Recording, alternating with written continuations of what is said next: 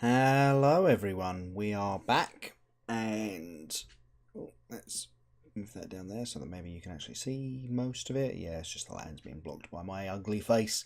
We're going to be running some Selesnya tokens. I've been doing really well with this deck. I've been super happy with it so far. It's actually what pushed me from Platinum 4 all the way to Diamond. I've since gone back to playing a little bit of Sultai as well. But we're doing pretty well. We're up in, what are we in at the moment? Diamond 2? Yeah, Diamond 2. So we're a good chunk of the way there to Mythic already. So hopefully, if we can just keep the momentum going, we'll get there tonight. We can end the stream tonight Mythic, and then the rest of the month is just about making us top 1,000, and that's it. And that would be pretty amazing, I think, to do that in the first month. Still got 10 days left. Anyway, so the deck. The deck is based around a friend of mine, Simeon's list, my podcast co-host, for those of you who don't know. And he started crushing with this list and basically said, you should try it. You should really, really try it. And I didn't have, a lot of the lands and things. Like, I'm still running Selesnya Guild Gates in here. We're going to fix that in a moment because, as you can see, I've got a vault to open. And I'm actually missing a few cards here and there that he's running. But it's still been doing really well for me. And considering that all the cards would only go in this list, I'm not super interested in crafting them with my wild cards. So, hey, the Minosaur, good to see you. So yeah, let's have a little look at the sideboard quickly. Sideboard is pretty straightforward. I don't own any Ajanis, so I'm not playing any Ajanis, but they would go in here. I would say me and Simeon are pretty happy that this is the best deck in Standard at the moment. Yeah, like with its power against mono blue. It's got good game against a ton of the mid-range stuff going on in the format. I could craft some Ajanis, but I actually just really like Vivian Reed. I think she's pretty good. But yeah, I've been running this really not optimized version, and it's been crushing. So yeah, before we carry on, I'm going to fix this land problem. So let's crack the vault open. So that's what it looks like, if you haven't seen it before. But, yeah, right. Claim that. Let's get some lands. Decks. Let's go back to Selesnya tokens. Let's get rid of these guild gates. Boom. Wabam. And that deck list has got the Sun Petal Groves in it. Yeah, so these Shanas should be like other things. I think specifically what they're supposed to be. Where is it? I'm missing Animara, a Legion's Landing, and a Venerated Loxodon. Those are the three rares that Shana should basically be. But Shana's been surprisingly impressive. Every now and again, she really shines. And then in the sideboard, as I say, I'm running these Vivian Reeds. I've got an extra baffling end over the Ajani. And that's basically it. Like, even Simeon's coming down on Ajani and going up on Vivian Reed, so... No, Shana has been very impressive, actually. I've been really taken with how good she is, especially in conjunction with cards like Amara. She works really nicely. But yeah, I think let's jump into it. As I say, I have been playing a little bit of Sultai because I've been getting some coaching, and I wanted to get coached on Sultai because it's definitely my deck. So I wanted to have that session, and then I carried on playing it because I miss Sultai. Sultai is such a fun deck, but it's really not where you're supposed to be. Legion's Landing is actually kind of meh, surprisingly. Like, in some matchups, like particularly in the control matchups, if you can flip it on turn 3 or turn 4, it can take over the game. But even then, ooh, mulligan. Yeah, of course, this is what the deck's going to do to me. We're on the play. We get a scry. Look at all these 2-drops. I think we keep this. I know that seems insane. And then we top that all day. Cool. Got there. Legion's Landing is amusingly... that's the problem. So, see, Sultai was, at the start of the season, like a 55% against everything sort of deck. Okay, so what am I playing on turn 1 here? I'm actually tempted to play this Tithe Taker and make them activate this Benthic Biomancer on their turn if they want to activate it. But if they're Merfolk, I think it's right to just try and get Amara going.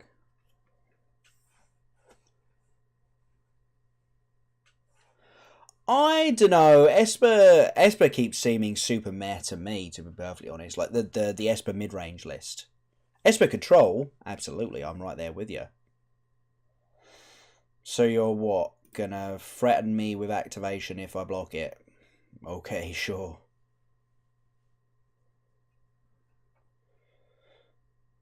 Well, we all know you ain't blocking this Amara, don't we? And if you do, I'd be very happy. I think let's put a 3-3 on the field so we can start doing some blocking. Esper Control is really good. Esper Control is freaking excellent. Yeah, no, I totally agree with that. Sultai is not trying to be Esper Control. This could be real bad. Especially if we don't hit some more land soon. Team of Reclamation keeps seeming really good, yeah. It's got its issues, though. Like, it has got its issues. I think I'm going to run out this Tithe Taker and then attack with both Amara and Shana.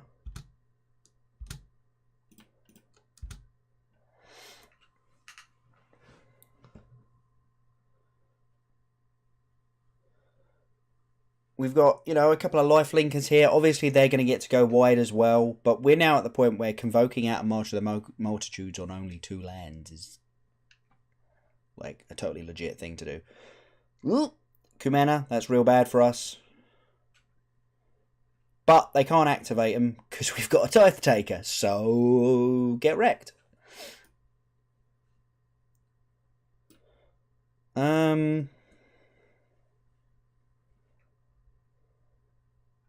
Think we go history and then wait and then on their turn we march. I could be wrong.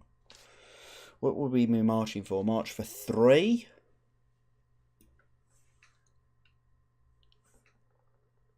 No. We attack with Shana. We march next turn, surely.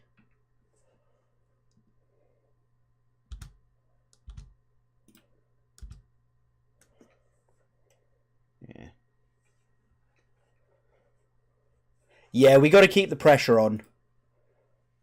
Like, not let them get a super wide board. But not attacking next turn doesn't look super weird. So we get to play out, say, another Tithe Taker, and then make a massive March of the Multitudes. And that should basically kill them.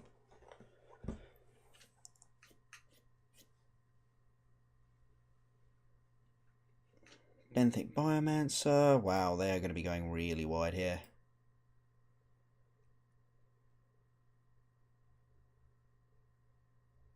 Yeah, next turn, Tithe Taker number 2. Still get to attack with the Shana, I think, because I don't think they're going to be wanting to throw things away. I don't think I want to march here. I think... Oh, okay, well, we've got spare Shanas just all up in the place here.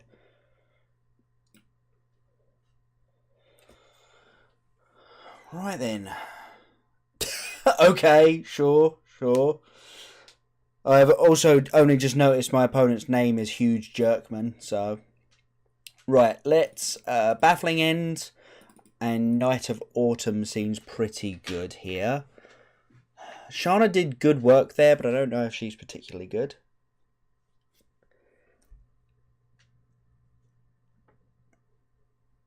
Unbreakable seems pretty decent.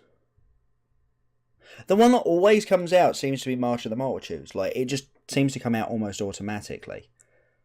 I'm also not super interested in that.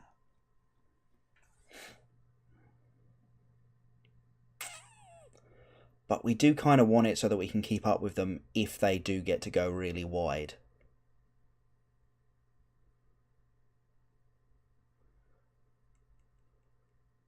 I'm going to take out these Shanas, and I'm going to take out a couple of Tithe Takers. Tithe Taker was pretty... You think Shana's GG?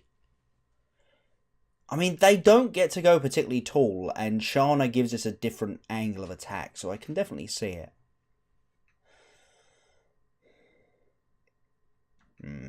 Unbreakables. Put these Shanas back in.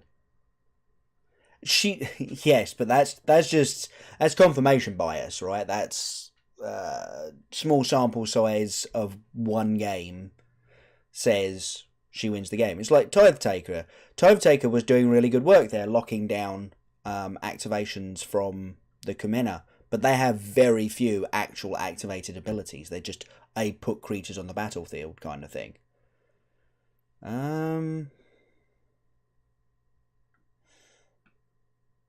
Yeah, we'll try this. But I'm also happy trimming one Shana because obviously, as you say, they've got no removal. That's a good hand. We'll keep that.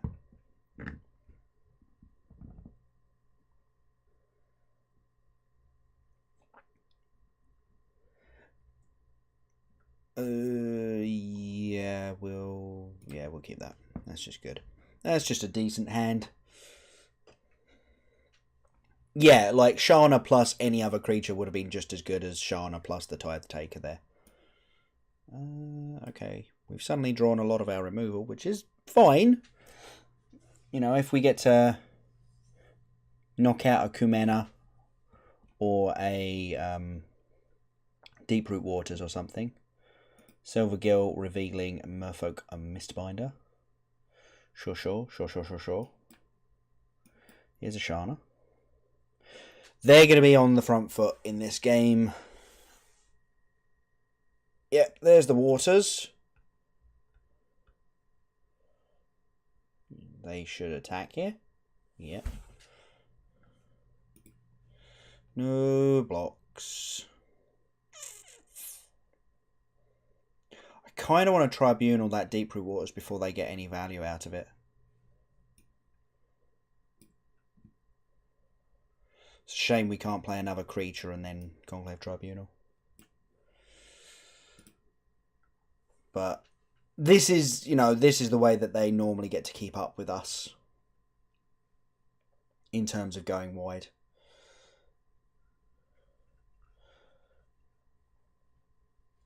Silvergill, reveal that same Mistbinder. Play that Mistbinder, attack me 3. Cool. Right, what happens if we go? So if we go History this turn,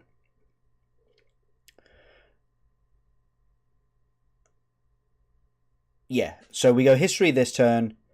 Next turn, we get to go Baffling End and Venerated Loxodon, because we'll have 3 creatures.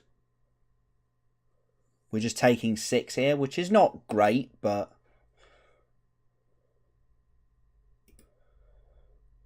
Beggars and choosers and all that.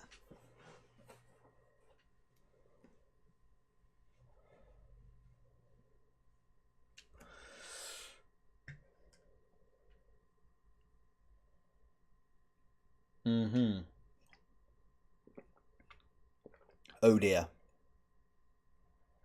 Oh, that's excellent. Thank you very much for not attacking there.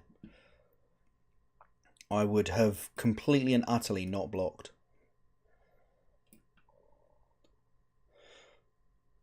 That can go away.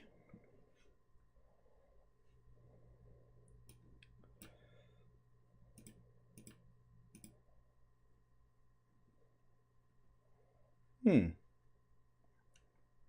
miscounted. I thought that was going to take another mana. I could have left Shana untapped.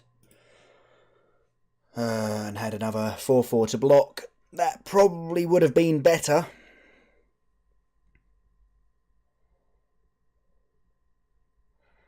Sure.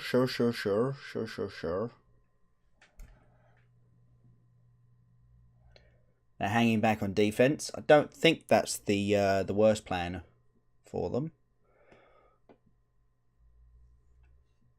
I'm actually tempted to flourish and force some blocks here. We're at 15. I think we're all right if we just do that. Like, obviously what they get to do is just like throw away a couple of these useless creatures and things, but I think that's still fine. Flourish and get just really aggressive.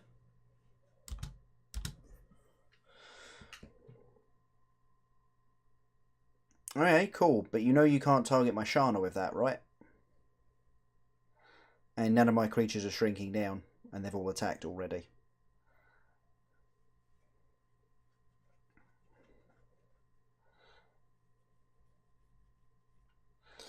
Really good that Shana can't meet the target of abilities. Because that would have been really bad. Oh, are they going for the kill on the untapped one? Exactly. If I let the game go on, Kumena just takes over and I lose anyway, so gotta get aggro. Gotta force them to at least chump a couple of times.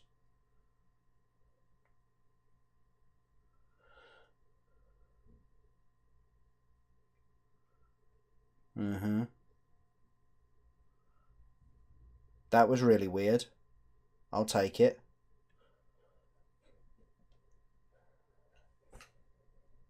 Anyone else know what the heck just went on? Math is for blockers. Unfortunately, math's apparently not even for blockers.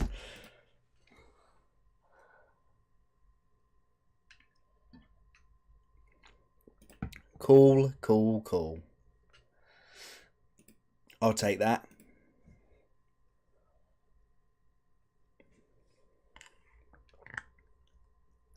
I mean, you're right, a victory is a victory, but I do feel a little bit cheap with it, you know? Opponent clearly just messed up on blocks. Although I have won matches in PPTQs. Like, and I'm the sort of guy who announces how much he's attacking for. You know, I'm like, oh, that's a bad hand. We'll mulligan the heck out of that. That's better, I guess. Ugh. No, bottom. Go away. I need creatures, damn it. I need creatures. I did it at the last chance qualifier, actually, recently.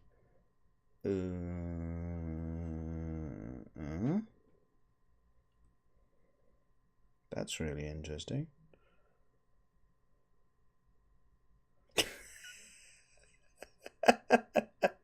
I mean, I get what you're saying. Like, we have those games that turn into non-games. Meme Kinred. Oh, God. Well,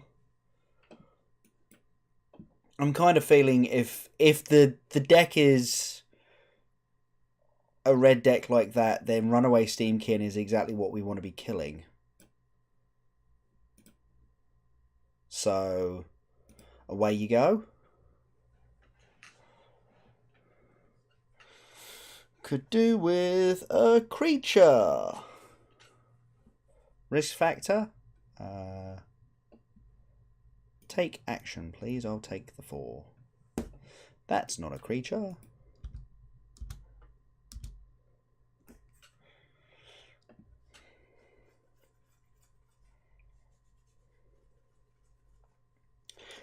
No, I was like, I'm tempted to flower here just to, like, thin and flourish with one creature on the battlefield is going to be really medium, but even then, it's not really worth it, is it? What was that they just binned? Warlord's Fury.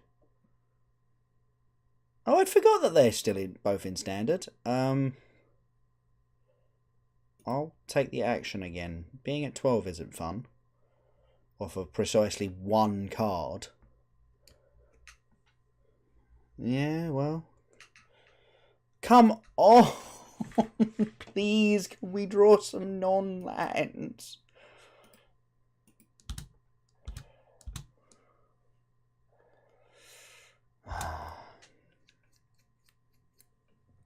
So what is the deck about then? Is it just... Ooh. Oh, it's like the burn deck from last season, I see. Binning another Warlord's Fury.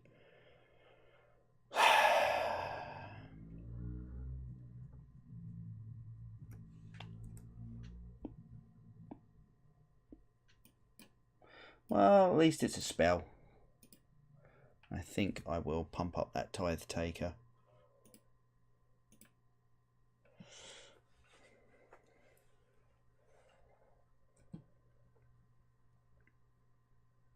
Yeah, I figured it was going to be an Arclight Phoenix deck.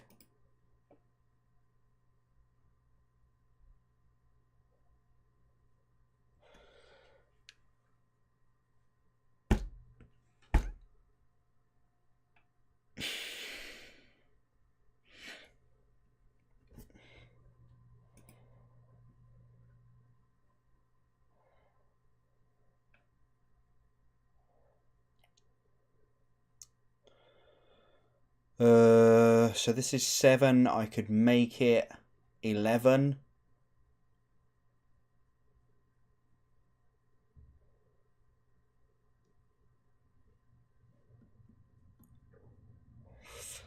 Do I just basically hope that they just don't have anything here? Is that the game plan? I flourish, attack with the Tithe Taker this turn, flourish, attack with both next turn?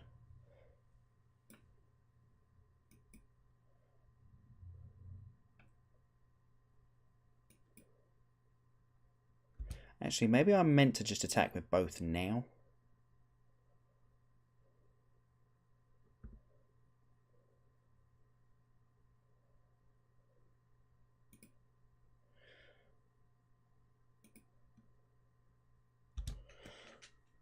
I think I'm meant to attack with both now. Because this is lethal next turn if they don't have anything. And I just have to hope that they don't have anything. And when they inevitably do, I am dead. Yeah, well, I was dead either way. So there we drew so many lands and so few spells that I do not feel particularly bad about how that turned out. Right, Knight of Autumn and some baffling ends. The Tithe Takers might actually still be pretty good. I'm worried about Shana.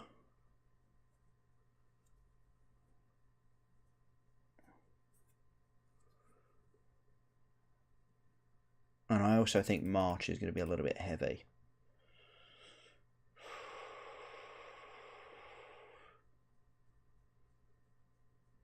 Yeah.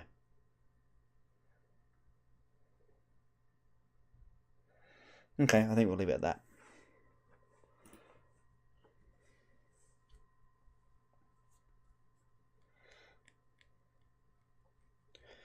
So yeah, what's the point of this deck? It's a sort of Rekindling Phoenix. Mulligan you.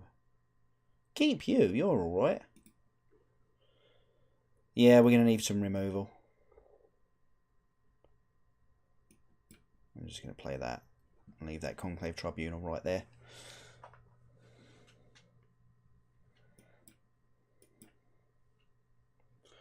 It's me, Amara. Shock it? Shock it. Cool.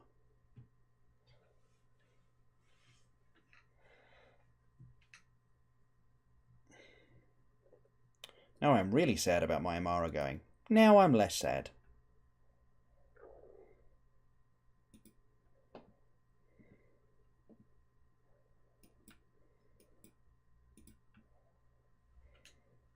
We'll go and let's grab a forest. Just in case we have a need for a double spell turn.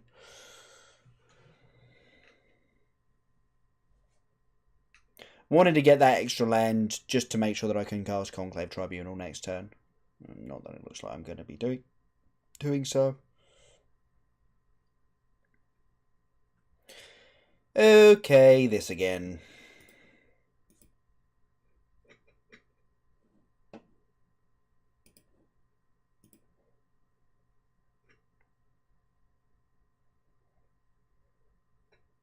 This game would have looked a lot better if we'd had our Imara, but...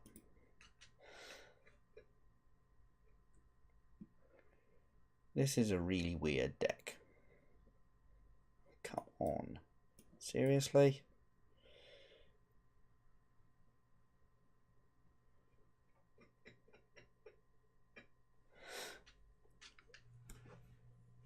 Okay, my money's on land, Goblin Chainwhirler, Skewer the Critics, targeting my Venerated Loxodon, attack for 2.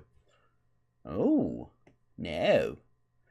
No, interesting. Very interesting.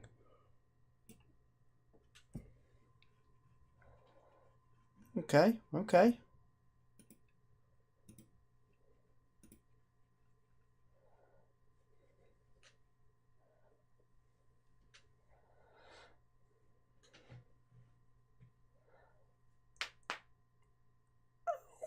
That was my elbow.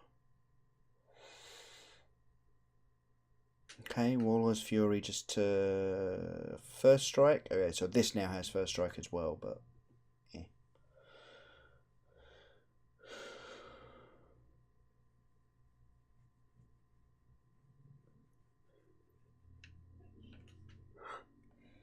Tormenting, discarding, a crash through. Okay, so it doesn't look like they've got a Rekindling Phoenix at the moment, which is handy.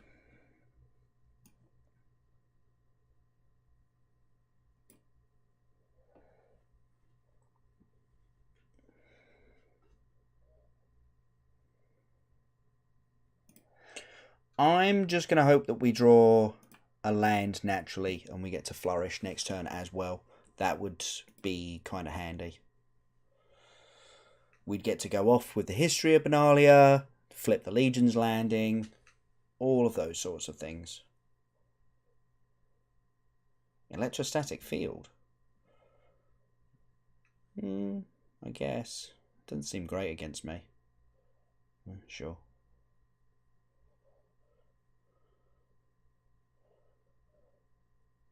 Light up the stage into light up the stage. That's pretty good. That's pretty good value right there. Into a Skewer the Critics that my opponent can't cast handily. Oh, Tristani Discordant. That's basically as good as a land here.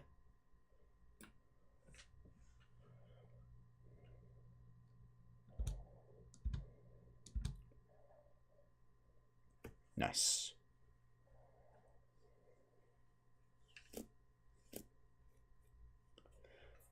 Really? No blocks? Interesting. I would probably have jumped with the Rix Maddie, but...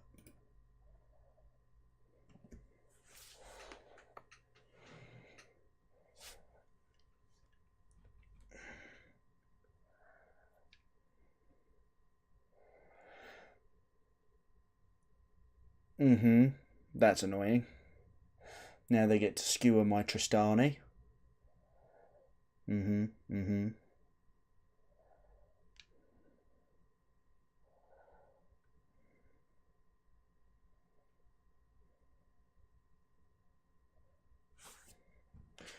Those things that they're cycling, are they instants or sorceries? I feel like they're all sorceries. Crash Through and Waller's Fury are both sorceries. Excellent.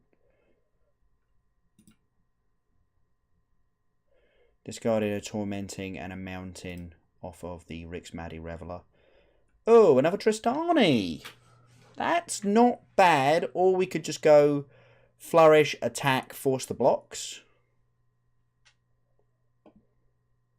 Which I'm not against.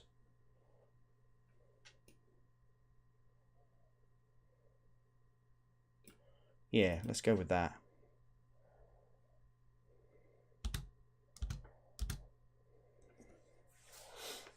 So the Chainwhirler can get in front of one of my 3/3.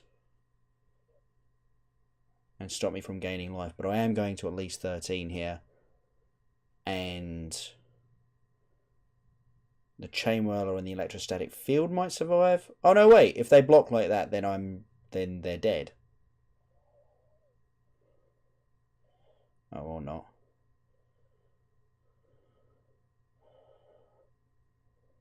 But I'm going up to 16 here, and all of their stuff's dying. Feel like that's game. Yeah, cool. Alright, alright. Got there in the end. Yeah, I kind of figured that their best route to blocking was leaving themselves with a board. But there were very few actually good ways of doing that.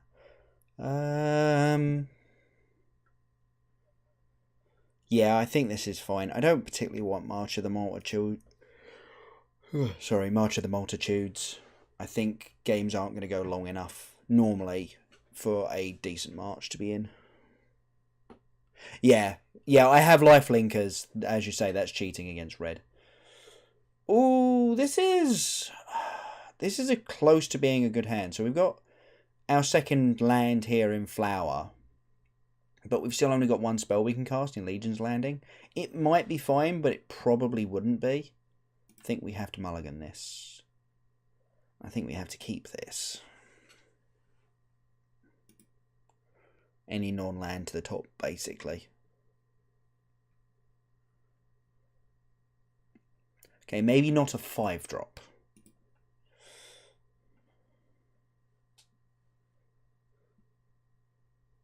What? I bottomed you!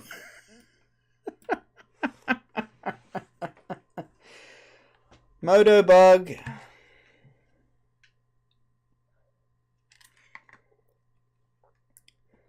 Okay, so they've finally got a Steamkin.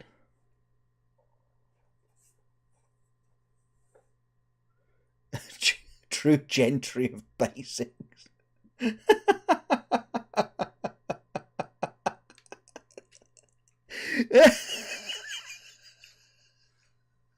Oh, good. That's quite funny. Thank you. Yeah. It's quite good. Oh, that's just got me. That's really got me. Yeah, nothing to kill this stupid Steamkin with, unfortunately. So I'm just going to have to hope that they don't get to go off with it entirely. Of course they will, but you can hope, can't you?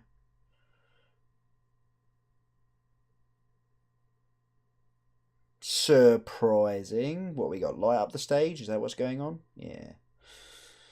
Light up and skewer in hand.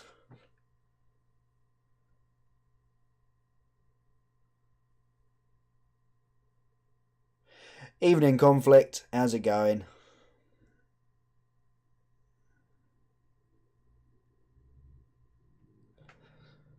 We're getting clowned by this red deck at the moment. Oh, hello. I finally draw a spell I can cast at the same time as I would like to cast another spell that I have. History of Benalia, way more important. Yeah, not too bad. We're at Diamond 2 at the moment. Diamond 1, nearly, I think. So, we're doing alright. And this week is definitely going better than last week was. Oh, there's two things I want to exile. Why can I not exile them both? No blocks. Hey, Sheppy. Good to see you, man. Yeah, I knew that was going to happen. I was really tempted to block there. Like, just shut down the ability to make mana. Okay, but they mostly didn't really use it.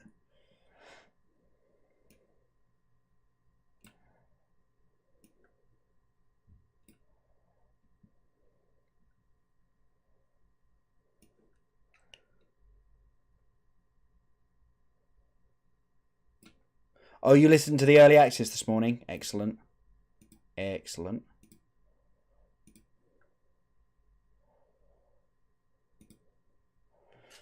Right then. Away you go. They're running low on resources, but are they running low enough on resources? Apparently the answer is no if they're shocking for a land here. Oh no, don't do that! Don't do that! Oh, okay, well that and that can go away. Okay, so I'm just going to discard 2 lands here and hope to draw another land. I was wondering about the Harpooners, but, you know, the deck feels like they play really well when the Phoenix is in the graveyard. Okay, Sapling Migration's not terrible.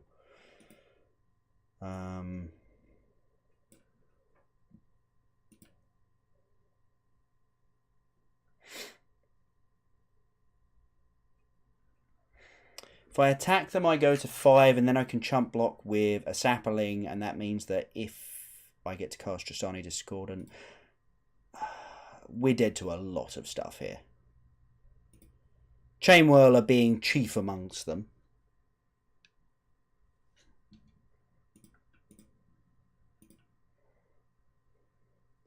Severely annoying that I had to do that.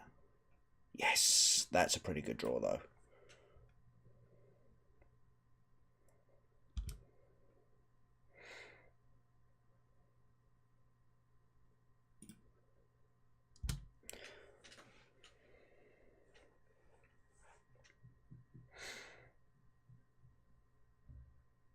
Are we going to get out of this? Are we seriously going to get out of this? With the Tristani that I drew on turn 1 having complained because I'd put it on the bottom of the library. You know what?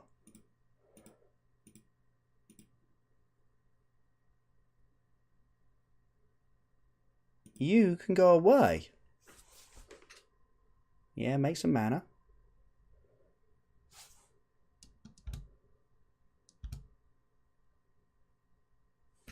Thirsty Kitty coming in with that tier 1 sub. Thank you, man. Good to see you again.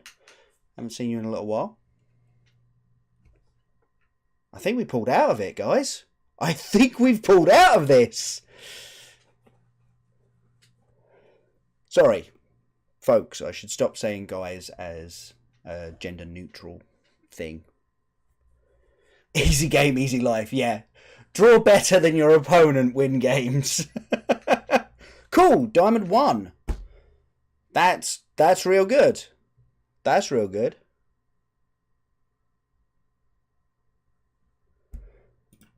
I'm really happy that we managed to win that one. Jeez, that did not feel like a game we should have won. Right then, run it back. So, Sheppy, I will actually say that I would probably recommend if you're planning on playing an idealized list, Simeon's list, which is currently up on standardintelligence.uk. It's the winning list from the Dark Sphere Standard Showdown. One moment. Oh, you're so close. A forest or a flower, and this is really good.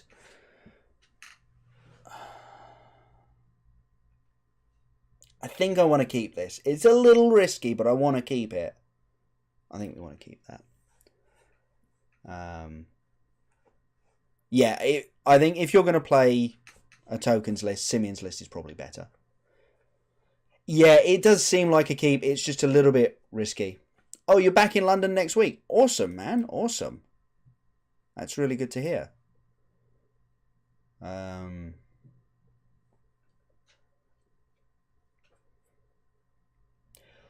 Okay, now we start getting a little bit nervous. Just a teensy tiny little bit nervous.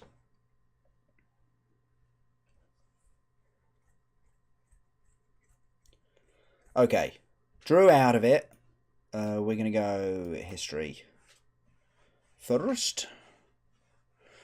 If we draw another land, we get to go Shana and Sapling Migration, and then we have 5 creatures on the battlefield, so I get to Venerated Loxodon again as well, which is pretty decent.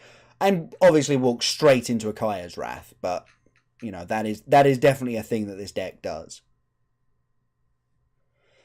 Ooh, a Landing of the Legion, you say? Oh yeah, I've been seeing some people play Cry of the Carnarian mainboard. I would probably say that I think that's a little bit over the top, but what can you do? I'm going to play this Legion's Landing, and then I'm going to play the Shana, actually.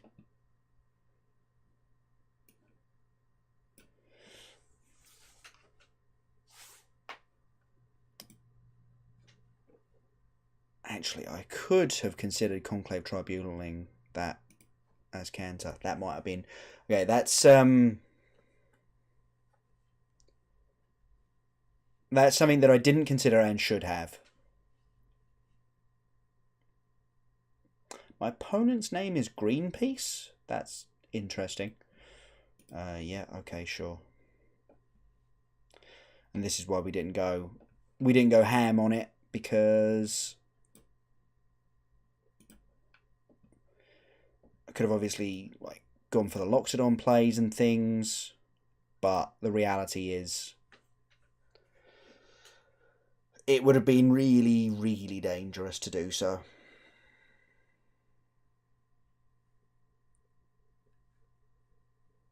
But yeah, we missed out on the opportunity to maybe Conclave Tribunal this.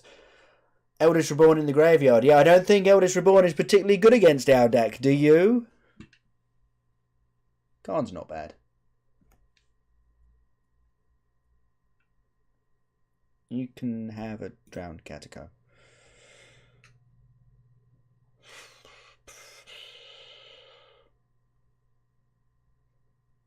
Temple Garden. No, not quite. That's a tilt. Conclave Tribunal and Venerated Loxodon this turn, unfortunately.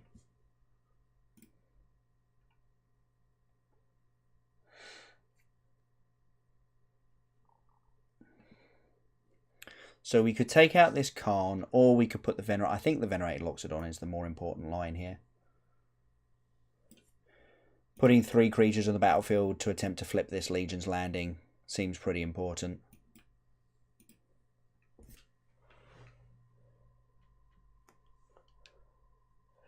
So I do agree with you that the Cry has turned into a bit of a staple because the Weenies deck is a really dangerous deck. But at the same time, you know, I can get out of... And certainly an actual White Weenies deck with Banalish Marshall can get out of range of Cry of the Carnarium really quickly. So it actually feels a little bit like, don't know necessarily that I would do that. Okay. So they took the cast down, but they haven't cast the cast down to cast down my Venerated Loxodon. There they go. Yeah, I was going to say, I definitely do that now in case I untap and somehow manage to find a way of flipping this Legion's Landing.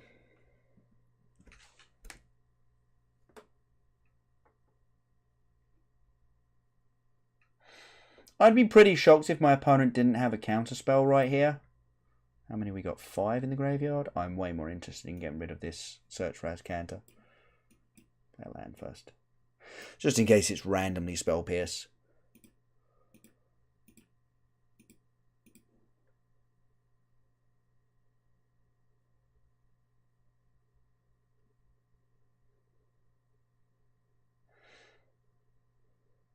There's the Sabotage.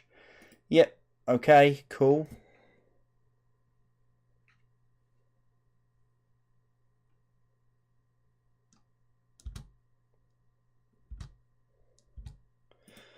I think we're just going to go all attack, please. Thank you. Straight at them. Khan's not super scary. He's annoying. Okay, they're putting Negate in the graveyard. That's a really good sign for us.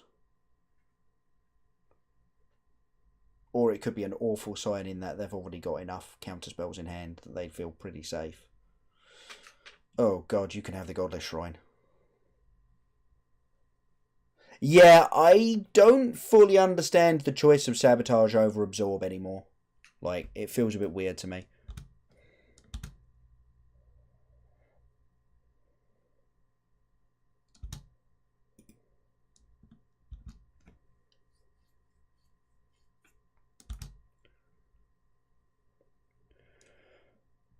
Next turn we'll make 4 March tokens.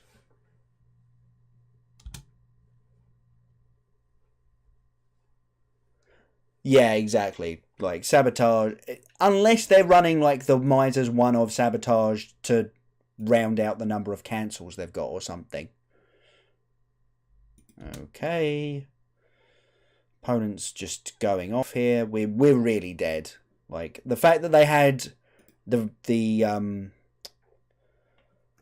Wrath on 4 with no real way of filtering apart from like one turn with a Search for Azcanta was really quite brutal. Well, I think you can have a Drowned Catacomb or a Drowned Catacomb, so I'll give you a Drowned Catacomb.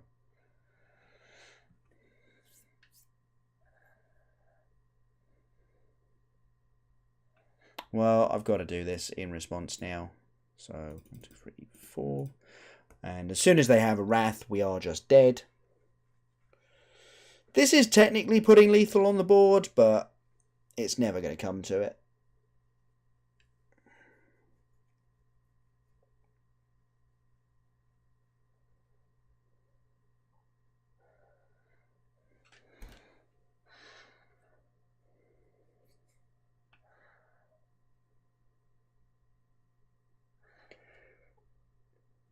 Yeah, so if you run a 4 of, I think someone, probably Frank Carsten, someone showed me the maths once. Okay, maybe they are. I know they found a Mortify, which means they're not technically dead right now. Huh, interesting. Interesting. Put them to 2 here. Sweet. Okay, we've maybe got something going on here. Like maybe we can squeak through these last couple of points of damage. Yeah, someone did the maths once, and like I say, probably Frank Carsten, and I think I'm remembering it correctly. If you run a 4 of something, you're about 50% to have hit 1 by turn 5, I think it is. Because I think we were talking about Wraths back in the old days when it was, 5 mana Wraths. Okay, so Kaya's Wrath here. Haven't activated the Khan yet. They can -2 and make a 1/1 chump blocker. That's exactly what they're doing.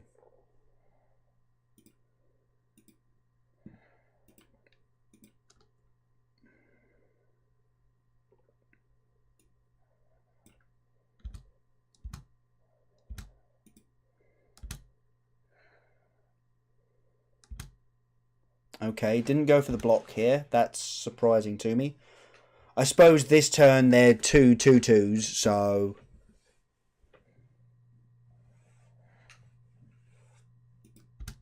you do just get to block my vampires.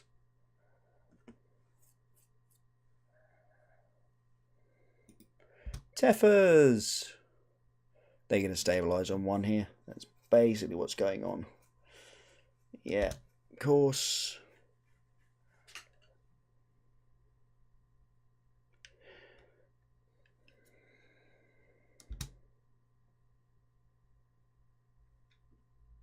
For real? I mean, sure. Clearly they've got, I don't know, Vrask's Contempt or something?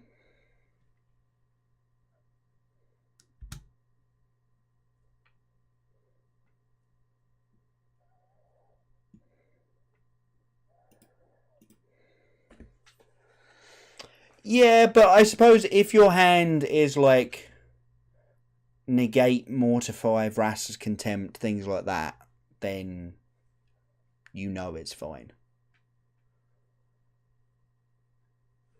Oh, Tristani. What's the odds that they have a counterspell here? Pretty good, right? I think we still have to just go for it. I'll lay odds that this is an absorb. Yeah, I think the Sinister Sabotage is just like cancel number 5 in this deck. Right, cool. We all know where this is going. I'm not getting out of this. They've got too many cards in hand. There's no point playing that one out. Right, let's just remind myself exactly what's going on in this particular matchup. I think I know what it is.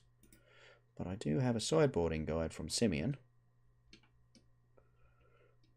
Which, I mean, is going to basically break down to take out the expensive marches and bring in Vivian Reed and a Danto Vanguard.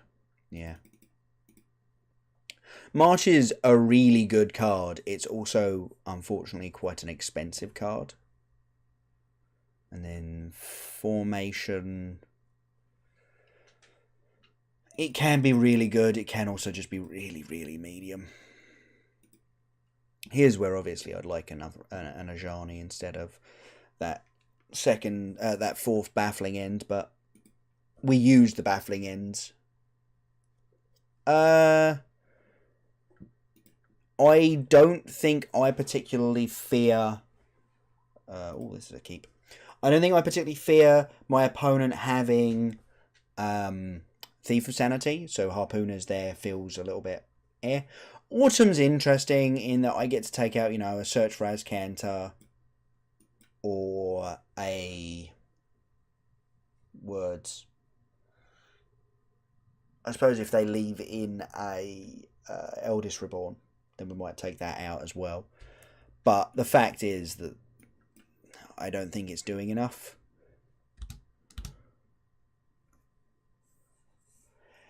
Eldest is a really medium win con against this deck, though, because the first half doesn't do a great deal and the second half feels pretty medium as well.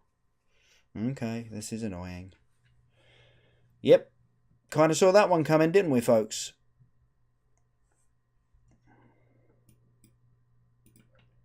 Well, we can still generate the third creature to flip the Legion's Landing next turn, which is a good start.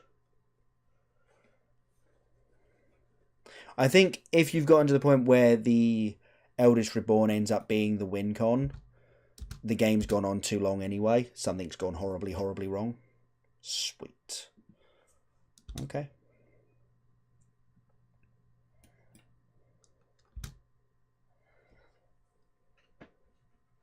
Azcanta definitely makes Night of Autumn interesting, though. That's a moment of craving, sure. Are you going to miss your land drop here?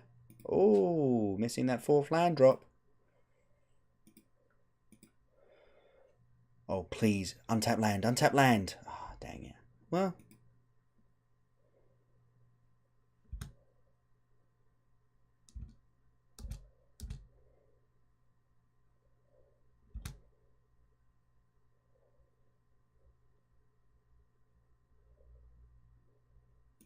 Harpooner is also a beater, that's true. But we've got plenty of beat sticks in this deck. Right, we're going to flower once here. So that I've definitely got the land next turn. And then I think I'm going to hold that Shana. Just to hold up the activation.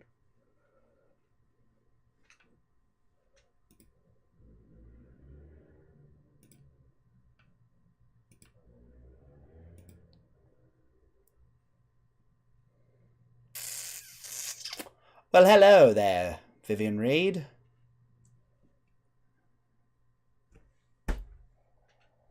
So I was like, oh, I could flourish here and finish them if they don't have the counterspell. They've played no lands. They have the counterspell.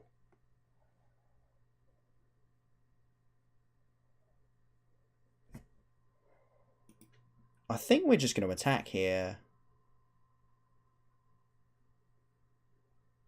What does not flourishing do us? We could play the Shana, which will get swept up anyway. I think we flourish. I think we flourish and make them do it. Make them have it. Because, I mean, absorb is a bit annoying. There we go. Okay, it's a negate. Now they have to have Kaya's Wrath. And even if they do Kaya's Wrath, I get to play Vivian Reed, which is great. Cool. There we go. Yeah, actually, possibly playing the Flourish, if they'd had the Absorb, that would have made it a 3-turn clock and would have made it really annoying. So actually, I think...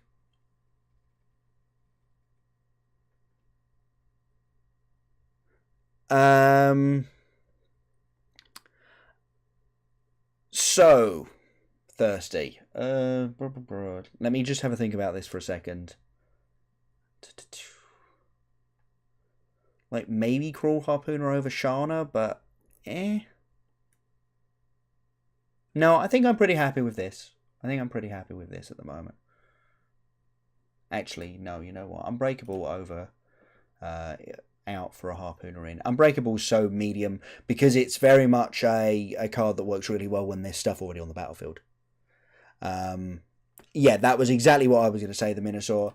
I've seen people combine it with Galta because then if your board gets swept, there's enough creatures in the graveyard that you get to go 1 and a green, here's my Harpooner, and it's so massive that I can play Galta for GG or 1 GG or something stupid like that. That's where I've seen it doing weird things with the oh, I don't have anything to fight, what a shame kind of thing. Yeah, I think this is a keep. So the question is, I don't actually know if I'm meant to play the Adanto Vanguard first. I think I am, but I don't know. Yeah, 12-12 for 2. Totally fair magic, exactly.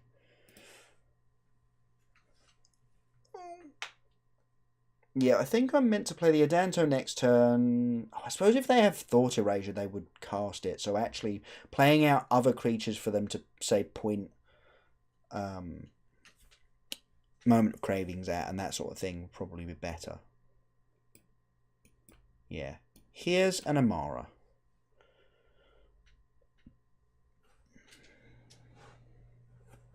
Partly because I want to get the Amara going anyway. Like, making some more 1/1s and such.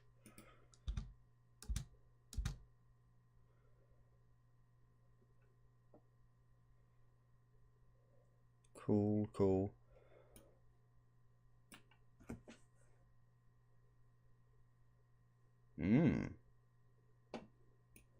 What do you got there, opponent?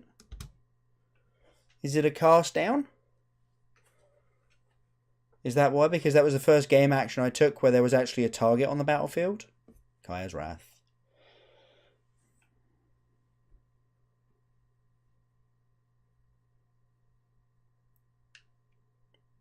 Basilica Bellhorn. Okay. Yeah, they've gone into their mid-rangey stuff. That's kind of expected. I think I'm just going to bin this forest here.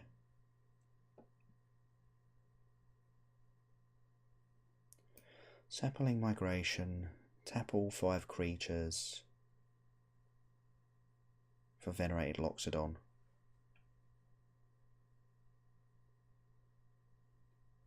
Yeah.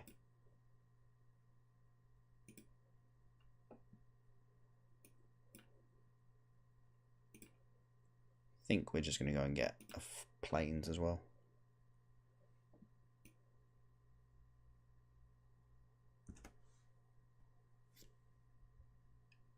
Other Vanguard.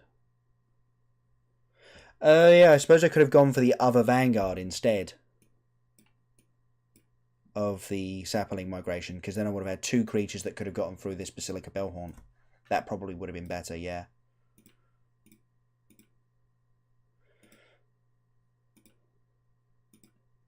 That would have been way better.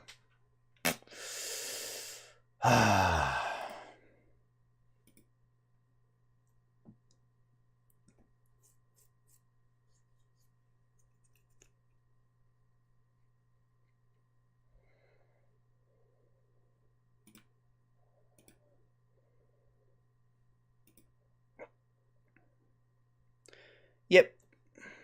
That would have been better.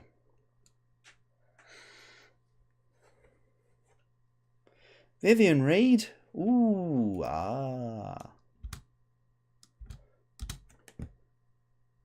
Get some.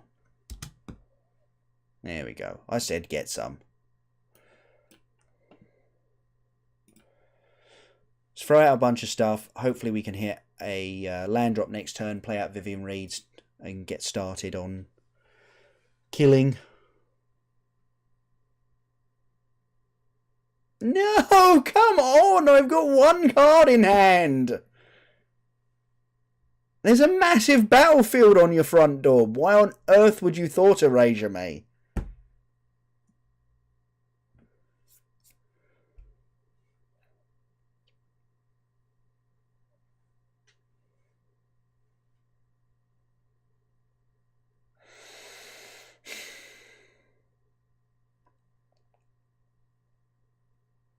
I'm actually really tempted to send with everything. 8, 9, 10. If they block the Adanto Vanguard, they go to 3. Yeah, I'm just going to send.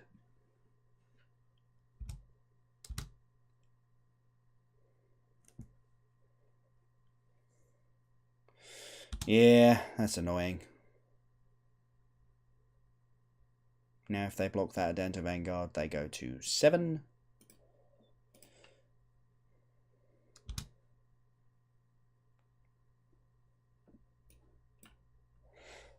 And here's a 5/5.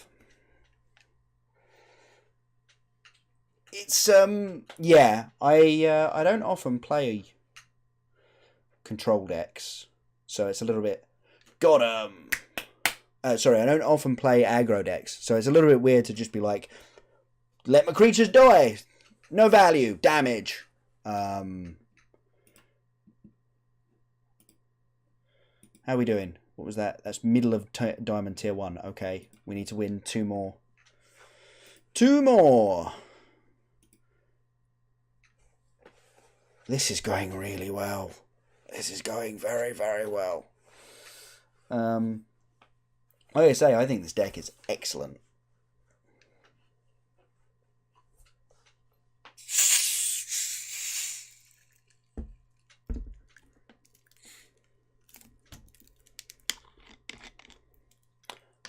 Two Cries and 2 to 3 Wraths. Okay. That's fair. I think we can keep this.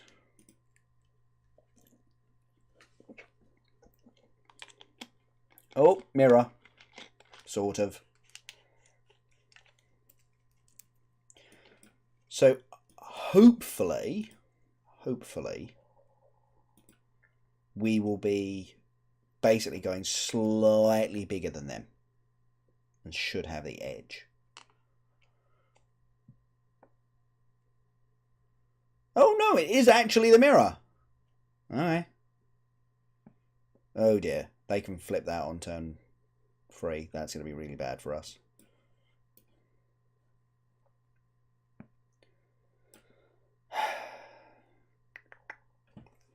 Okay. Well, we've got a bunch of very powerful cards in hand. So next turn we're going to Flower Flourish for another Plains. Play another Tithe Taker, and then the turn after Venerated Loxodon, and then probably the turn after Venerated Loxodon, and we're just going to hope we're still alive.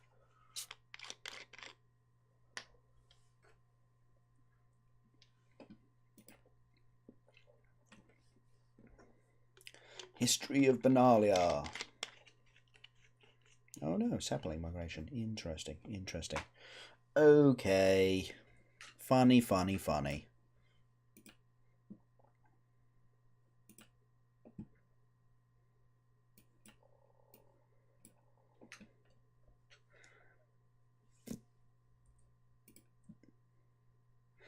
We could be super dead super fast here.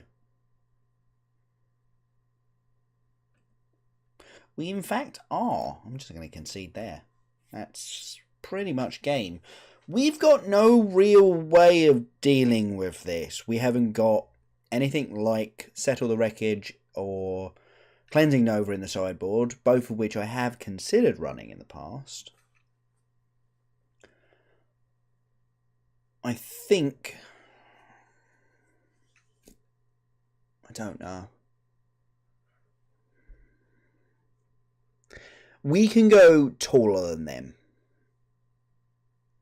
which is definitely an advantage because we've got the Sharnas and most people aren't playing Sharnas. I mean, it's possible that someone else saw my Twitter, yes, but I Apparently, Ali Antrazi was, I think it was Ali Antrazi was playing this on stream yesterday, so doesn't shock me. We're going to try the Vivian Reeds.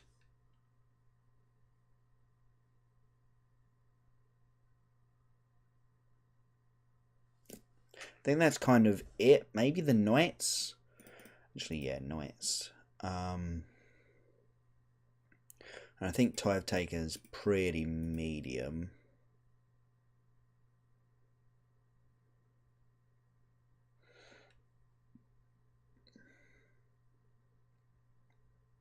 As is Amara. She's only any good when you actually get to, you know, tap her. And if we're not convoking things out, then we're possibly not going to be attacking. Eldrazi can't play creatures? Sorry, what? I've missed something here. Play first. That's a pretty good hand. That's the sort of hand that they had last game. So we'll keep it.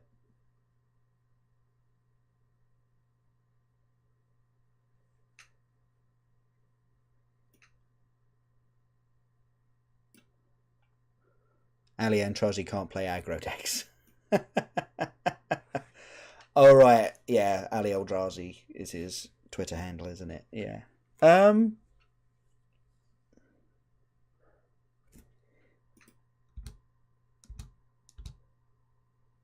Cool. Pay to life. Yes, play the Sapling Migration. How does it feel to be on the other end of this, opponent? How does it feel, opponent?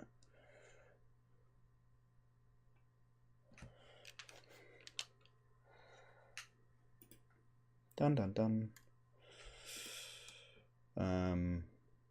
Right. Let's attack. Let's ramp. Rampity ramp. We will cast Flower. We'll go and grab a Forest. We've got triple white going on here, so we're good. And then probably History of Benalia.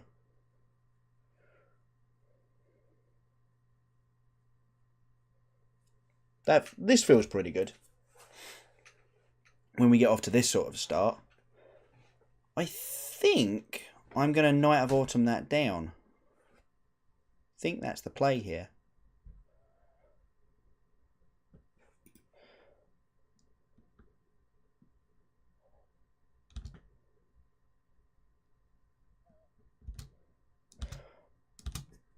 We can also attack with all because the best block for them is to actually put it on. Yeah, exactly. That 2-2, which means that these guys will get through.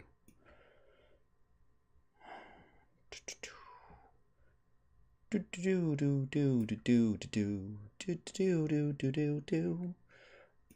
going to blow up the history.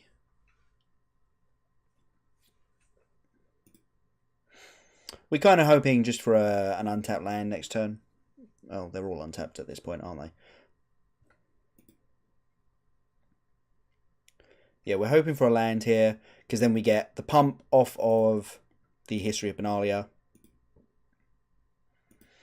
and the pump off the Tristani. My turn. Venerated Loxodon, you say?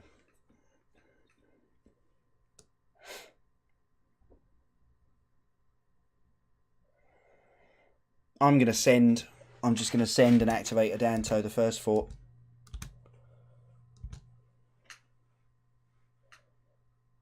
I don't feel like wasting the pump effect on a Venerated Loxodon turn. Tempting to play it at the end, but yep, kind of figured you was coming. Let's do some quick maths because we can actually make 2 if we march. So we untap, we Conclave Tribunal with our lands, we take that. They are effectively at 4 with 2 blockers. They block our 2 biggest things, which is this, and they die. But they actually also die to just the 1/1. So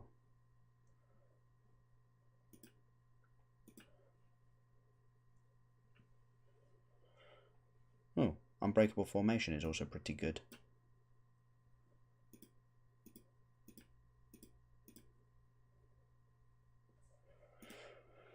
Tristani can go away.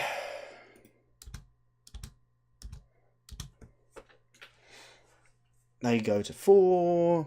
Block our 2 biggest things. They still take 4. They die. Yada yada. Exactsies. Nice. That felt pretty good. To do basically what they'd just done to me to them was pretty fun. I'm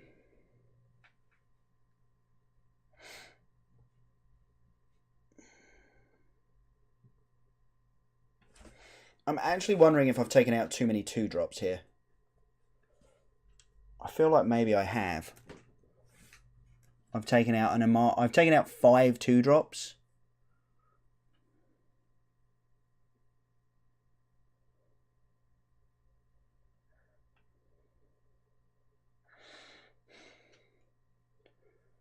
Let's trim a Venerated and throw the Amara back in. I don't like it because I do like the Venerated Loxodon. Yeah, cutting a Vivian is also kind of okay. She's only medium in the deck. Let's put that Venerated Loxodon back in. Yeah, I quite like having Amara on turn 2. Fun and interactive magic, exactly. Exactly. Who needs to kill things? Like, let's just smash them in the face and they'll fall down. This is a pretty reasonable hand, I think. Turn 2, Amara. Turn 3, Shana. We've got Conclave Tribunal available to us as well to deal with any big things or annoyances like a Legion's Landing, hopefully, if they don't flip it too fast. But yeah, I think this is a keep. Shana is also immune to their removal, which is pretty fun. Don't have it. Oh, God damn it! I'm actually going to flower here just on turn 1. I'm going to get a second green source. And also a painless green source, which is handy. Yeah, if they can, again, cast a... what's it called? Sapling Migration here. Okay, they didn't. We're alright. We're alright. We might actually get to Conclave Tribunal this Legion's Landing. And I think that's very important, because I think that's our late game plan most of the time. There's an Amara.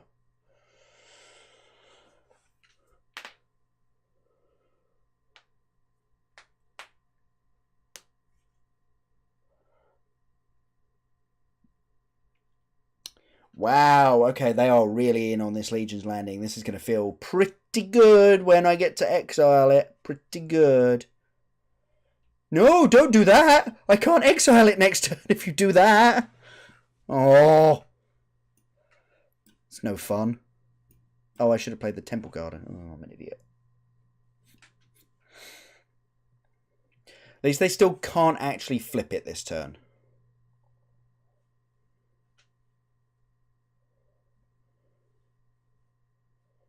Yeah, Loxodon seems good. My own Venerated Loxodon seems pretty medium at the moment. I think I'm going to Conclave Tribunal, take away their Legion's Landing. I think that's the plan here. Oh, I should have played the Temple Garden because I'm not blocking with Shana, am I?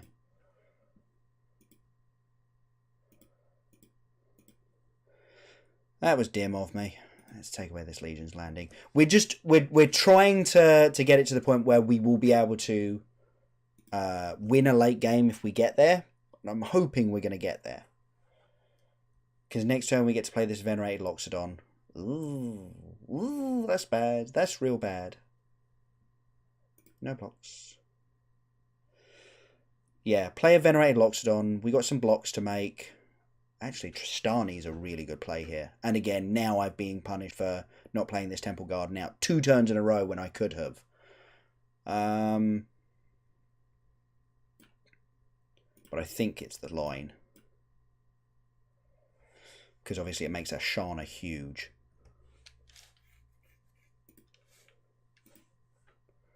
No attacks, please. End the turn.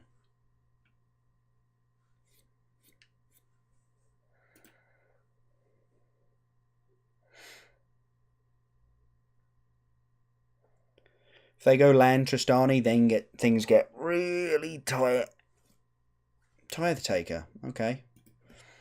I don't think I would have kept that in.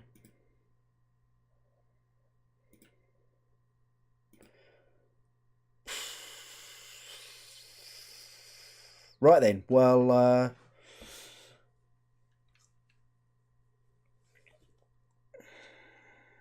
I think we're casting March of the Multitudes here.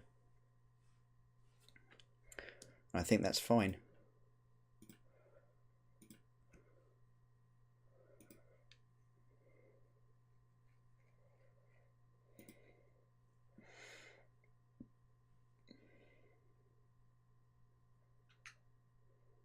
Baffling End can only take out one of my 2/2s, which is annoying. Yep, you can't target Shana.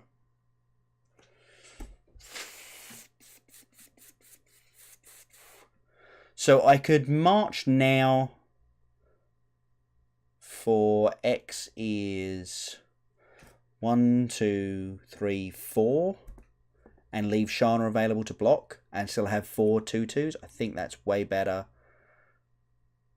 Oh, it would be the exact same. Yeah, okay. 1, 2, 3, 4.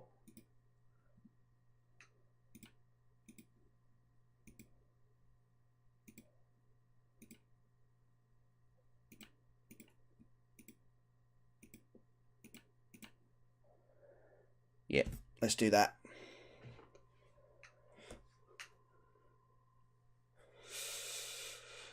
Because I was like, I could go to blocks and then tap Shana as well, but oh, so close.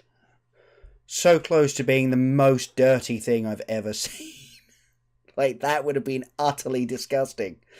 But I think as it is, it's probably history and then venerated.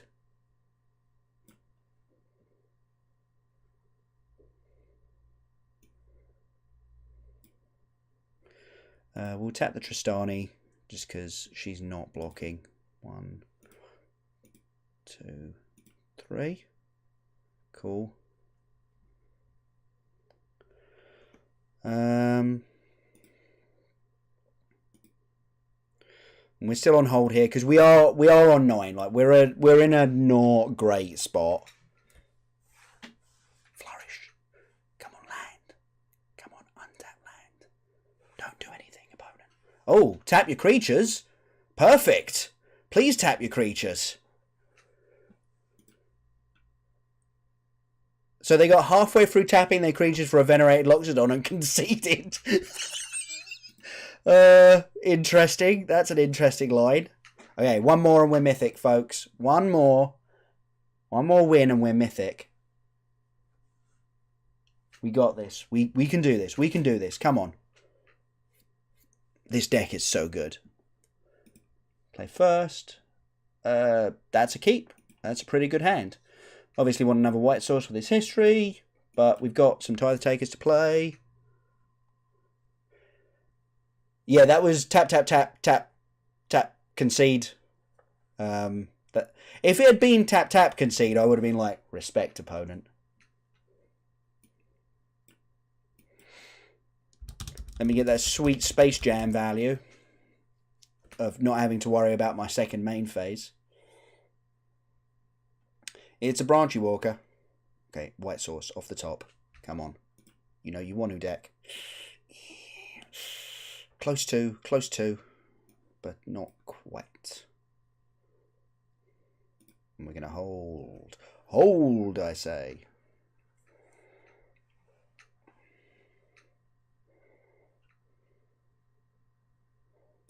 No blocks.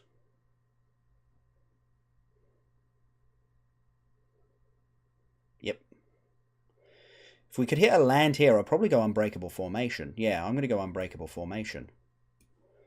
Makes all of my creatures indestructible and gives them vigilance? No, it doesn't give them vigilance, but makes them all bigger. Oh, it does give them vigilance. Oh, yeah, it's part of the addendum is vigilance. I hadn't realised. I thought the addendum was just the +1/+1 counter. We could Conclave Tribunal. Seems like a bit of a waste.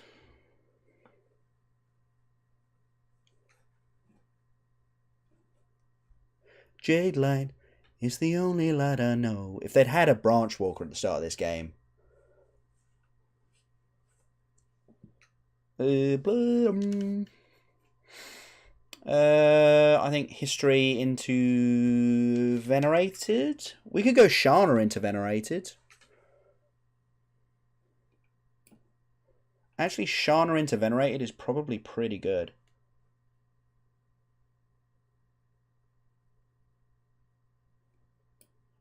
But this is more mana efficient. And I like getting my history going.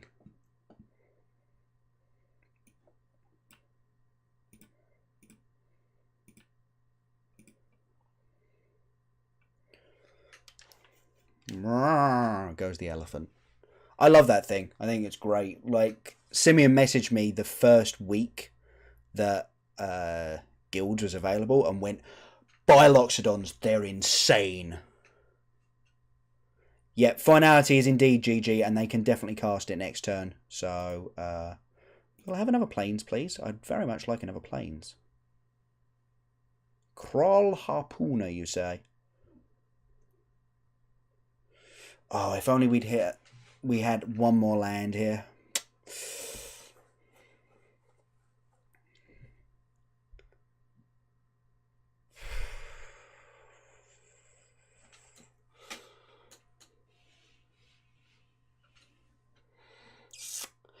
So, if we attack and they've got the Finality, they block here, kill these two Tithe Takers, block here, take 2. All of their stuff's dead. They Finality. I lose my 2 1/1s at the same time.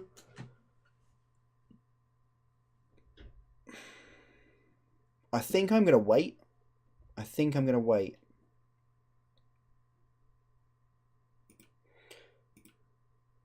And I think I'm even not going to bother playing this this Shana. I think that's the plan here.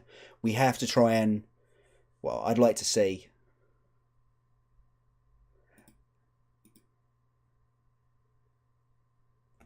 It's Finality. They've got the Finality.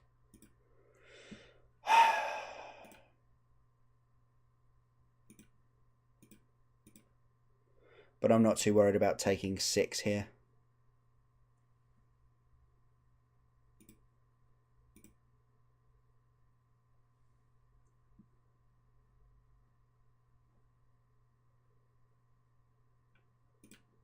Well, 3. Yeah, I'm good for it. I'm going to force them to do it anyway.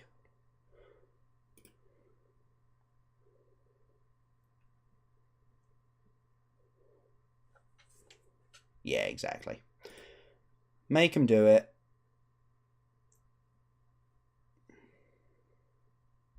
We've got 3 1/1s with a Finality. That can be 9.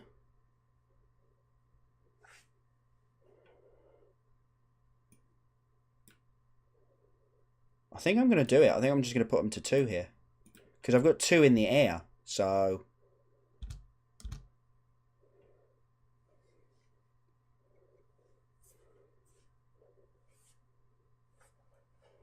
Oh, they've got Vivian Reed.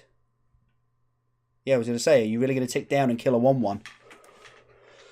Okay, against the mid-range decks.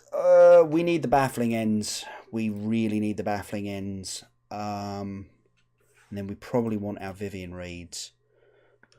Tithe Taker's pretty medium here, I think. What does Simeon suggest? Sortai suggests taking out the Tithe Takers and the Legions. Legions Landing? Really? I don't believe that. I think Legions Landing's insane against Golgari. Yeah, this is just October 2018. Don't worry about it. We've just travelled back in time. Yeah, Tithe Taker's pretty medium in this matchup, I think.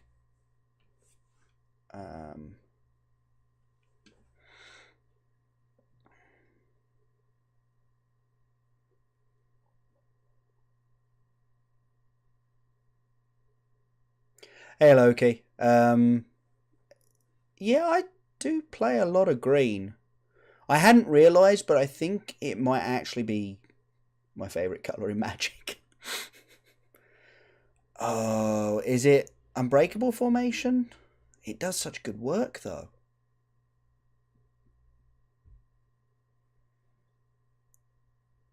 It's none of these. It's probably not the Venerateds. It might be Trimmer Conclave Tribunal, actually. Because we've got Baffling Ends that deal with all of their stuff early on. Yeah, actually, it's 2 Conclave Tribunals, because Baffling End kills all the stuff that we're really interested in killing anyway.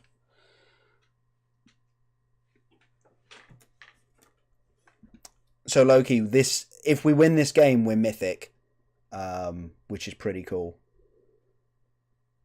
Yeah, Vivian is like the only thing that you're like, I really want to hit that, but that's a reasonable keep. It's not an amazing keep, but it's a reasonable keep. Shana on turn 2. Sapling Migration on turn 3. Turn 4, Unbreakable Formation. Turn 5, Tristani. I've had worse curve outs. Cast me down now. Ha ha ha ha ha ha ha. Jade line is the only ladder I know. Sorry. I'll stop doing that. Ooh, March. I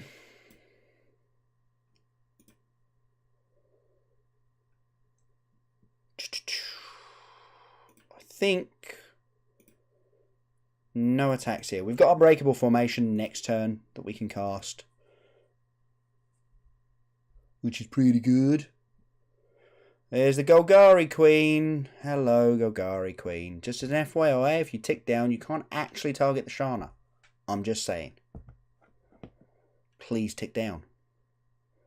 I would love it if you spent 3 loyalty to kill a Sapling. That would be funny to me. Ah, dang it. But are they actually going to sacrifice anything? Nope. Didn't think so.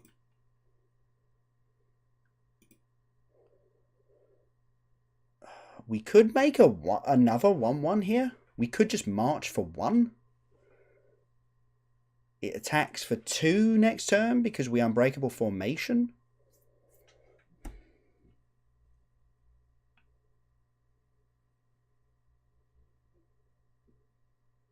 I think that's the line.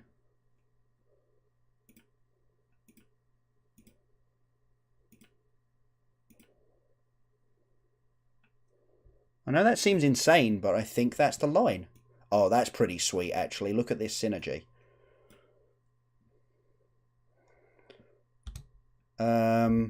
I think we just dome them as well. Like, she ultimates at 9. Yeah, I think we're just going to dome them.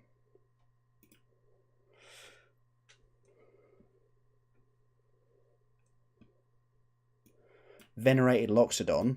Oh, yeah. Oh, that value. Right there. That's pretty good.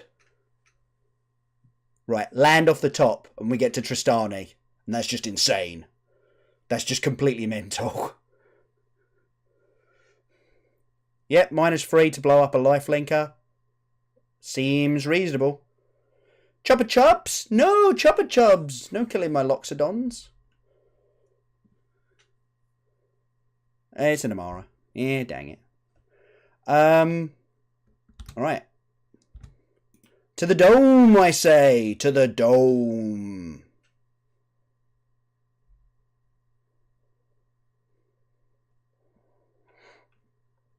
Right then, money on opponent having finality next turn. Probably pretty good, right? Probably pretty good money that they've got the finality this turn. They kept their Llanowar Elves around.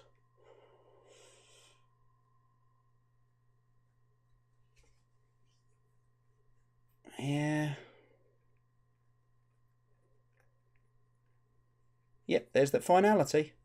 Everybody dies. Right, if we could hit a land here just to go, like, Tristani, we're back in the game. Vivian Reed.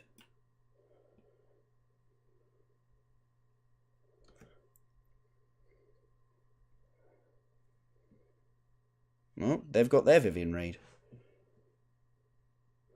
Land actually makes this a 5/5, I want to say. Yeah, something like that.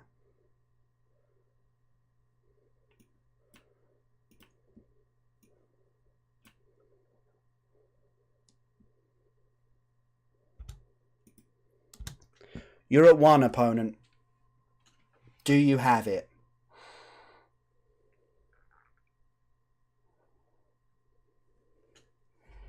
Please don't have it. Land into second finality would be really brutal. Contempt on the Shana puts them to up to 3. Tick down with the Vraska to kill that. If they can't put out a blocker, they're still dead. Yes! We're mythic! We did it, folks! We did it!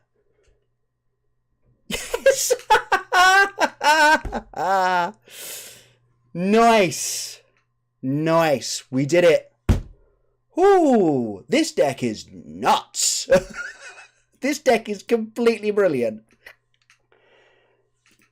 Right, where are we currently placed? I'm guessing, 95. It goes up, doesn't it? It goes to like 99 and then you get ranked in the numbers. 95's not bad. We're mythic. I didn't actually think this was going to happen as quickly as it did. I thought I'd be trying it this month and then we'd get knocked down next month and have to come back. But no, we got there. Brilliant. I mean, I'm really tempted to just end the stream right there on such a good high note. But it's only been an hour and a half, so I kind of feel like keeping going. Yeah, I'm really chuffed with that. I'm really chuffed with that. Right then. I need some chocolate to celebrate.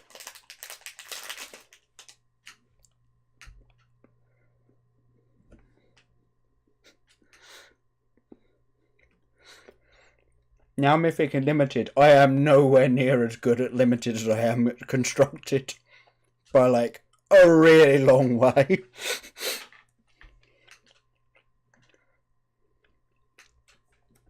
Used to be alright at it. Wouldn't say good, but I used to be alright at it.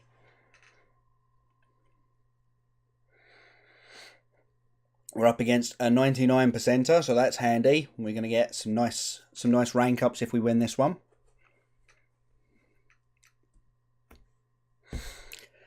Bit of a weird hand. It's basically a mulligan to probably like 5 already, but I think we keep this.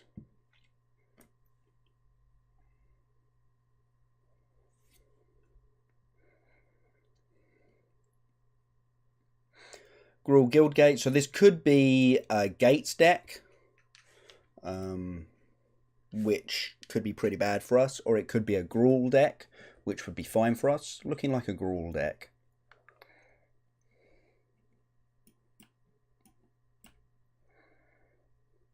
I'm expecting Amara to get lightning struck here, but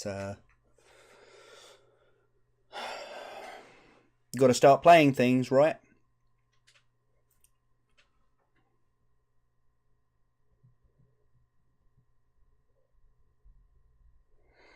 Stomping Ground tapped.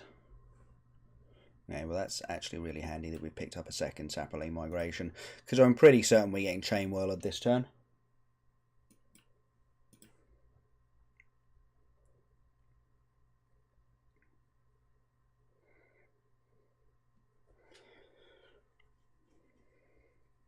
Oh, Direfleet Daredevil. Oh, are you going to play my own Saproling Migration against me? Wow. That's interesting. Yeah, I mean, I suppose I don't have that many. I have no removal spells, do I? So, I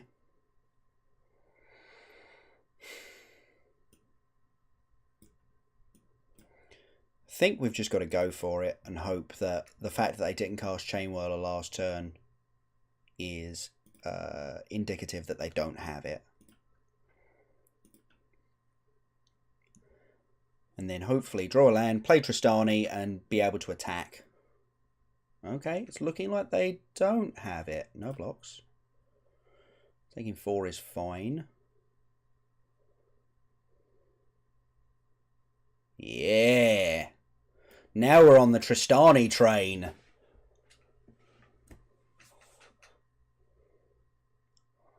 This is the point that I find out that they're running main board Pyroclasm.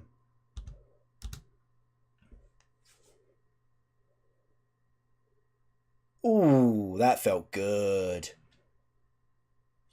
Hey, those saplings are mine. You should be giving them back.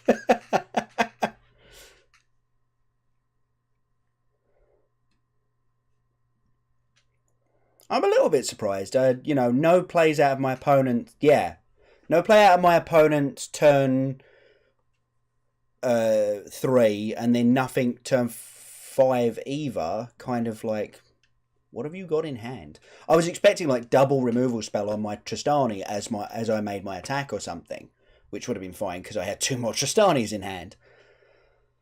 Right. What's the Gruul deck doing? What's the Gruul deck going to be doing to us? I think we're in a pretty good spot for it so far. I think Vivian Reeds would be not too bad, possibly instead of Unbreakable formation. I think that's probably reasonable.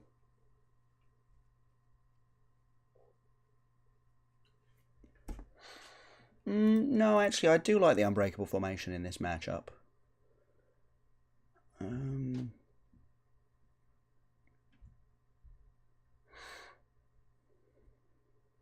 Shana is going to be really annoying for them to deal with, so I'm really happy to have that one in there.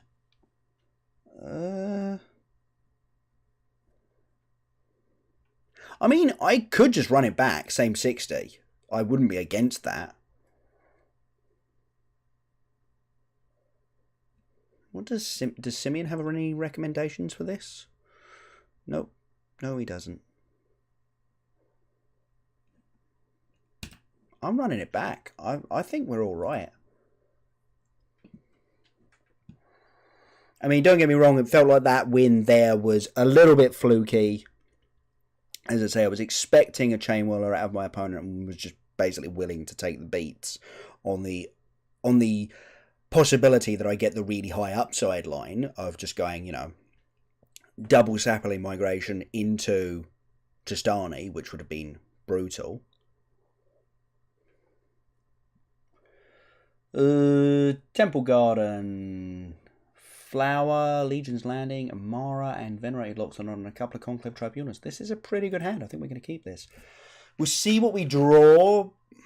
I think I'm leaning towards Flower Flourish first. Yeah. As opposed to Legion's Landing. Like, Legion's Landing can be played a little bit later as like a surprise. I can flip it instantly kind of thing. But not playing Amara on turn 2 would probably be pretty annoying. Okay, so they're a Zertar version. And I don't blame them for just making it a 3/3. That's probably the right play in a creature versus creature matchup. Like, that's just pretty standard. We actually talk about that on the podcast this week. No blocks. You may hit me, sir. And or ma'am. That's a 4/4. That's not great.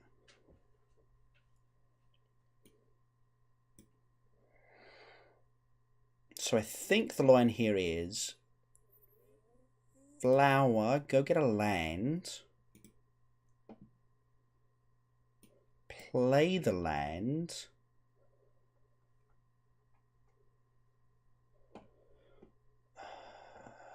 Can't play a Legion's Landing into Conclave Tribunal at the moment.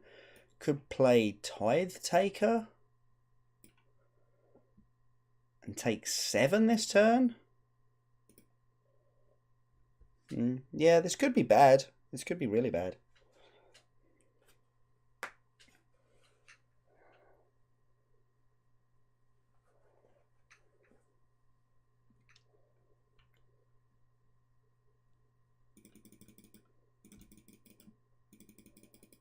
Gruul's a really good deck at the moment. I think that's an excellent choice.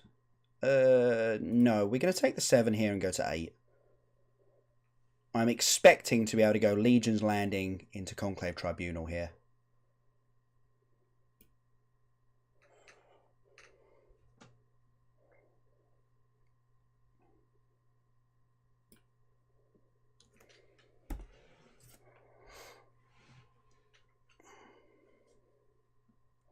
We could actually attack with both of these, because they do obviously trade off with the Growth Chamber Guardian. I'm not against that, actually. And we get to make a 1-1 with lifelink, which gets to block either the Zertar or the Growth Chamber Guardian. Yeah, I'm pretty happy with that.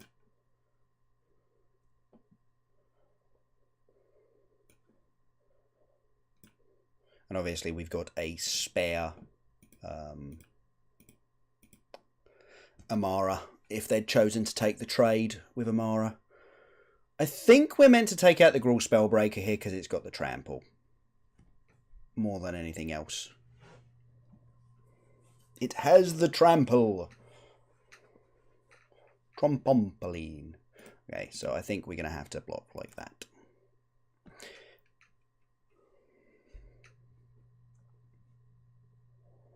Only take 1 in that exchange, which is absolutely fine. Okay, do not have a clue why you didn't play that first. But sure.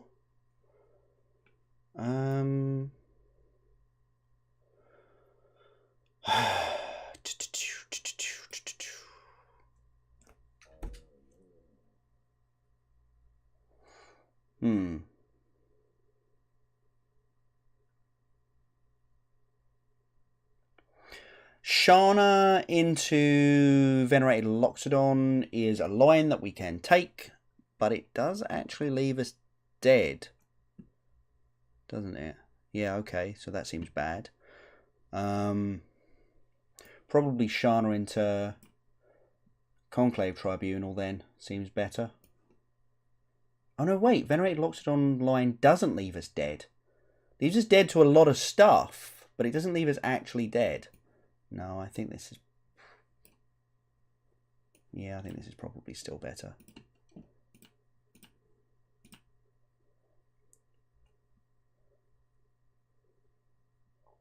I'm going to take out this Growth Chamber Guardian. Surprisingly low on time there.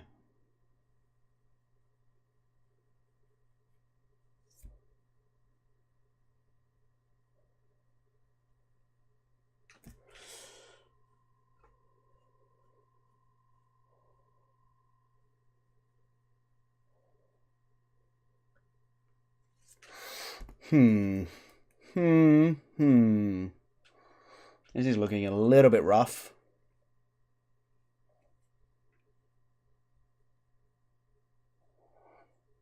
If my opponent basically has any sweeper, we're dead.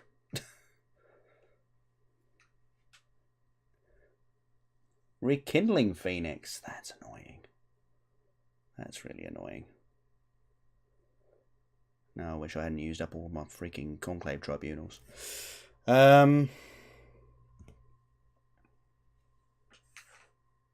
Yeah, because I would have actually made an extra 1-1 last turn, so I would have still had a 4-4 and a 1-1 to block, and this Shana would have been bigger, and I still would have had a Conclave Tribunal. But I felt a little bit rushed by a clock that suddenly appeared, and I didn't really notice where it came from.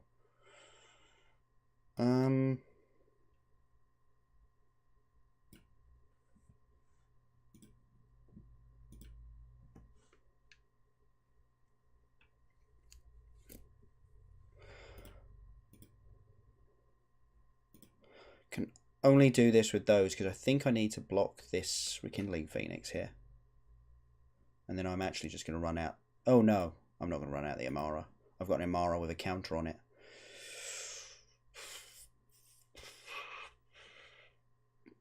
So I could trade Shana for a 2/3/3s. It's not the worst. I think we have to attack. Obviously, they could just block with Rekindling Phoenix. But that would mean that they would have left themselves open to me having a baffling end, which they're not currently open to. Skagen Hellkite. Yeah, okay. Give it haste. Attack with the 2 flyers. Be forced to block. This doesn't have trample, does it? No.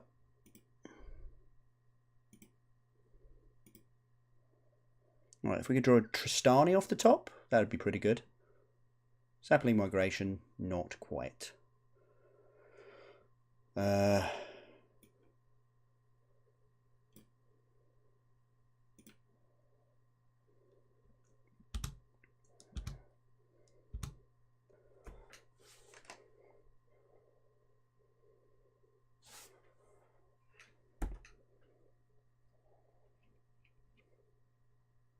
This doesn't quite do it, does it?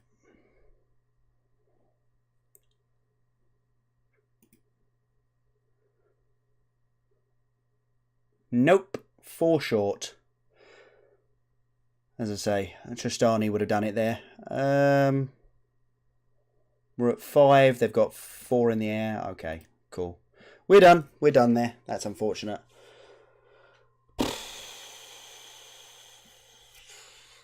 I figured that they'd have the Skagen Hellkites, but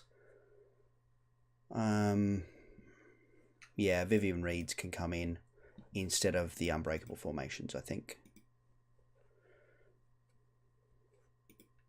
Yeah, and there was that turn that I was being rushed by a clock that I feel was a little bit faster than it should have been, but I'd have to go back and watch the VOD to be sure. Maybe I was just taking my sweet time. Yep, that's a keep. That's a pretty good hand.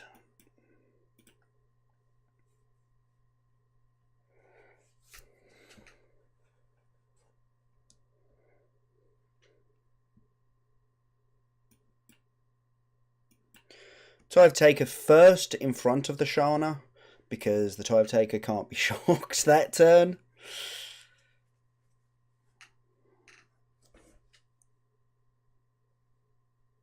Yep, sure. I think we're going to go History as opposed to Shana here. If I was going Shana, I should have played the Temple. Yeah, the Temple Garden. No attacks.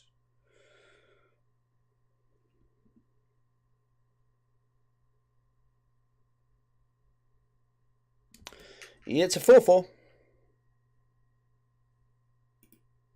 Really? Okay, interesting.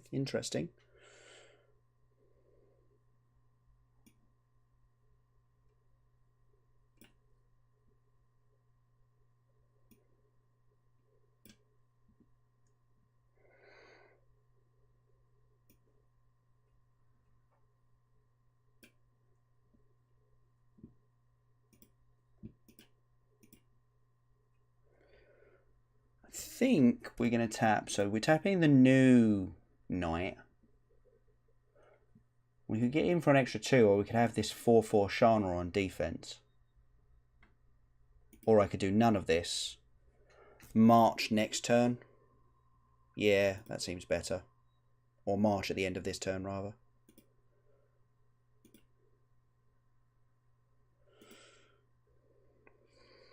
Yeah, that seems way better.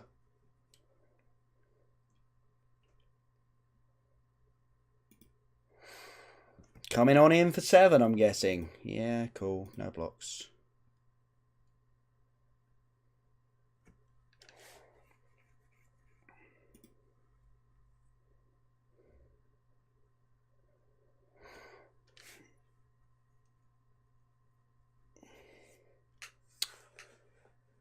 Are we going to have a little birdie here? Is this going to be the little birdie? Play the little birdie. Okay. Warrior, I'm assuming. Goblin was the chosen type, and then obviously didn't use it for the Goblin. Unfortunate. We're going to make this for... sorry. 1, 2, 3, 1, 2, 3. Yeah, of course. I was like, I'm sure this is for a 3.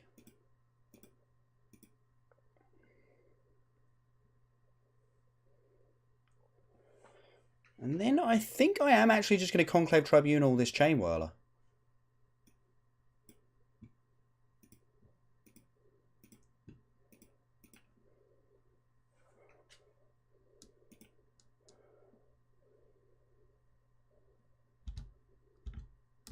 Because this is a pretty solid attack. Yeah. That seems good.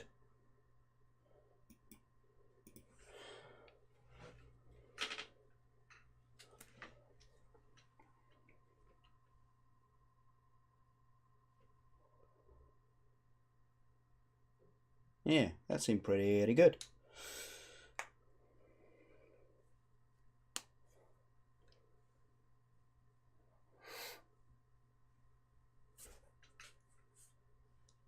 Let me guess, they're both on Goblin here. Okay, that's a little weird. This deck normally names Warrior. And now they're tapped it for green. Is that a Goblin? Okay. Now they've tapped it for green again. There are no double green Goblins.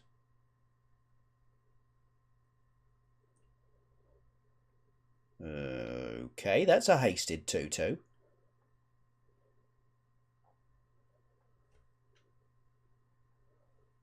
Shiv and Fire on one of those.